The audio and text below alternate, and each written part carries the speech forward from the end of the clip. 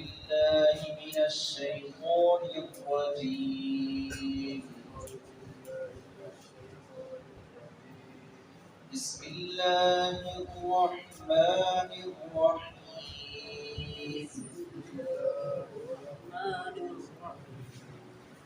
نحن أولياؤكم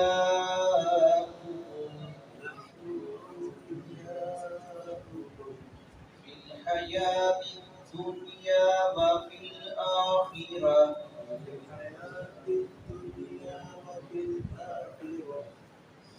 ولكم فيها ما تشتهي أنفسكم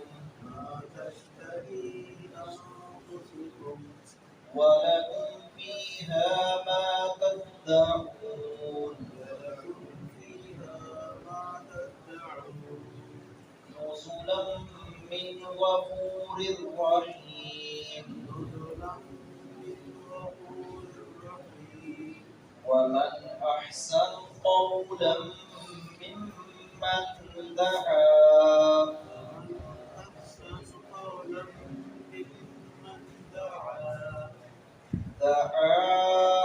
إلى الله وعمل صالحا وقال إنني من المسلمين.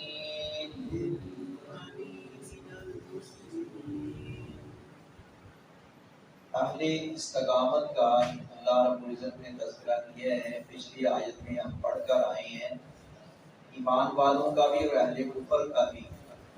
وہ ایمان والے جو ایمان لانے کے بعد ثم استقیم پھر ڈٹ جاتے ہیں، وہ اپنے عقیدے کے بارے میں، اپنے نظریات کے بارے میں کمپرومائز نہیں کرتے، چاہے کسی بھی قسم کا ان کو لعنت کیا جائے۔ ایسے اہل ایمان اور سارے اعمال کرنے والے، استقامت کا مظاہرہ کرنے والے، فرشتوں کی نصرت اور مدد اور تائید ایسے لوگوں کو ملتی ہے، اور یہ صرف دنیا میں ہی نہیں بلکہ آخرت میں بھی ملے گی۔ یہ فرشتوں کی دوستی ایسے لوگوں کو دنیا میں بھی میسر آتی ہے اور آخرت میں بھی میسر آئے گی، جہاں کوئی کسی کے کام نہیں آئے گا۔ دنیا میں کیسے؟ کہ اللہ رب العزت ایسے نورانی فرشتوں سے اپنے بندوں کی مدد فرماتا ہے جب وہ اللہ کے دین کے لیے، اللہ کے کلمے کی سربلندی کے لیے کھڑے ہو جاتے ہیں۔ بدر کا واقعہ جو ہے اس کے اس بات پر شاہد اور گواہ بدر کے اندر اللہ رب العزت نے فرشتوں کے ذریعے کس طرح مدد فرمائی ہے۔ ایسے کئی ایک جنگی معاملات میں بعد میں بھی، صحابہ کے بعد میں بھی، برصغیر پاک و ہند میں بھی ایسے واقعات ملتے ہیں۔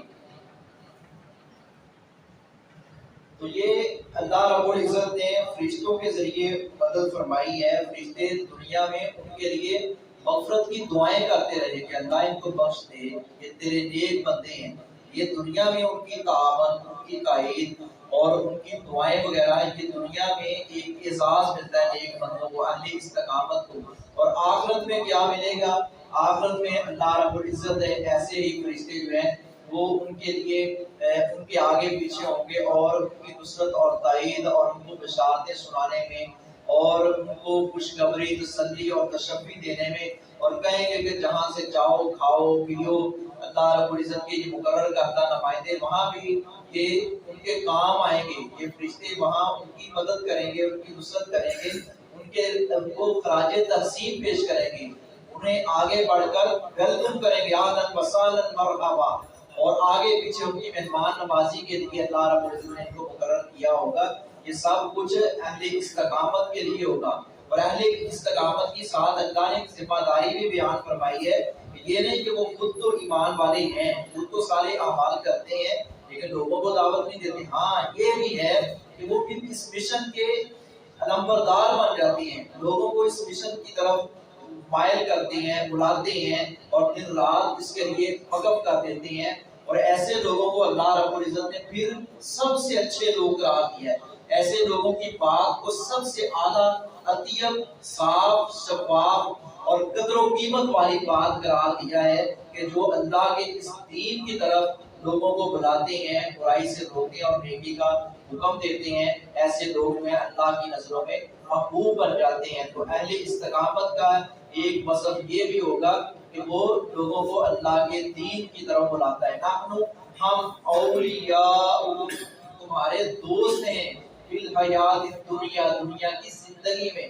کون کہہ رہے ہیں؟ فرشتے کہہ رہے ہیں۔ وفی الآخرہ اور آخرت میں بھی، وَلَکُمْ فِیہا اور تمہارے لیے ہے اس میں، ما تشتہی جو تم چاہو گے، ما تشتہی جو چاہیں گے، انفسکم تمہارے جی، تمہارے نفوس، تمہارے دل، تمہارے اجسام جو چاہیں گے، وَلَکُمْ فِیہا اور تمہارے لیے ہے اس میں، اس سے مراد وہ جنت ہے، وہ جنت جو اللہ نے اہل ایمان کے لیے، صالح اعمال کرنے والوں کے لیے، اہل استقامت کے لیے تیار کر کے، جس کا اللہ رب العزت نے وعدہ کیا ہے، اس کے بارے میں فرمایا جا رہا ہے کہ وہ تمہارے لیے ہے، جو چاہو گے تمہیں ملے گا، جو تم مانگو گے، نزلا من غفور الرحیم بطور مہمانی کے غفور الرحیم کی طرف سے۔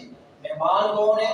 مہمانی کس کی کون کر رہے ہیں؟ اللہ رب العزت۔ اللہ رب العزت میزبان ہے اور فرشتوں کی بھی اس نے ڈیوٹیاں لگا رکھی ہیں، وہاں گلمان ہے، وہاں عرے ہیں، اتنی نعمتیں ہیں، یہ ساری عزت تکریم اللہ رب العزت کر رہے ہیں، کروا رہے ہیں، ان کے لیے، اہل جنت کے لیے، اہل استقامت کے لیے، کہ تم موجیں مارو، اس لیے کہ ساری زندگی تم نے میری غلامی میں گزاری ہے، آج تم جو چاہو کھاؤ پیو، یہاں کیا ہے؟ کوئی بیماری نہیں ہے، یہاں کیا ہے؟ موت نہیں ہے، یہاں کیا ہے؟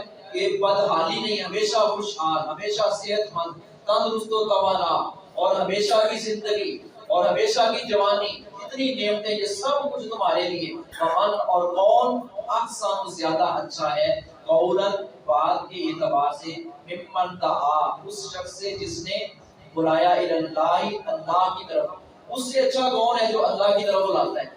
اس سے اچھا کون ہے جو اللہ کی طرف بلاتا ہے؟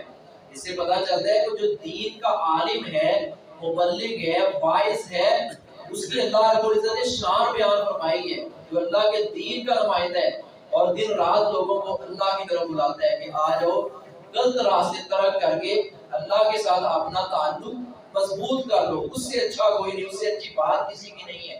وعاملہ اور اس نے عمل کیے صالحہ نیک، یہ نہیں لوگوں کو تو بلا رہے ہیں، خود عمل نہیں کر رہا، ایسا نہیں ہے۔